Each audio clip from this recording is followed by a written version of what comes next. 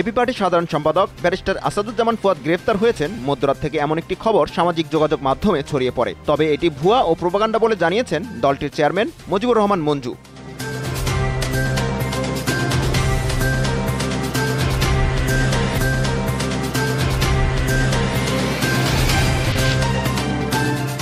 আওয়ামী লীগের নিবন্ধন বাতিল, কার্যক্রম নিষিদ্ধ ও বিচারের দাবিতে কর্মসূচি অব্যাহত রেখেছে জাতীয় নাগরিক পার্টি। এরই অংশ হিসেবে রাজধানী মোহাম্মদপুরে মশাল মিছিল ও সমাবেশ করেছে এনসিপি।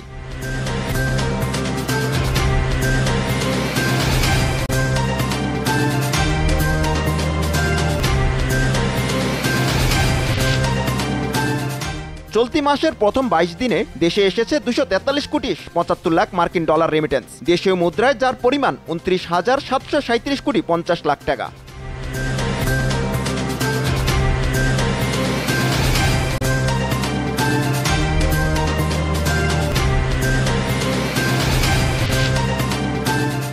ফিলিস্তিনের অবরুদ্ধ গাজা উপত্যকার নতুন প্রধানমন্ত্রী ইসমাইল বারহুম ইসরায়েলের হামলায় নিহত হয়েছেন। গত 18 মার্চ সাবেক প্রধানমন্ত্রী ইসামদা লিসকে হত্যা করে দখলদার ইসরায়েলি বাহিনী। এরপর ইসমাইল বারহুম তার স্থলাভিষিক্ত হয়েছিলেন।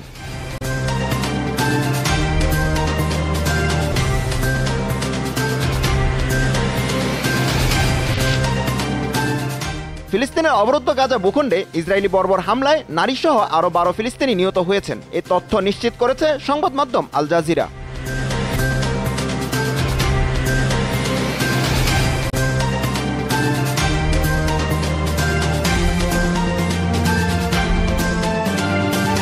পরিমাণের সঠিক খাবার পেতে তাই আজই অর্ডার করুন ফুডি অ্যাপে।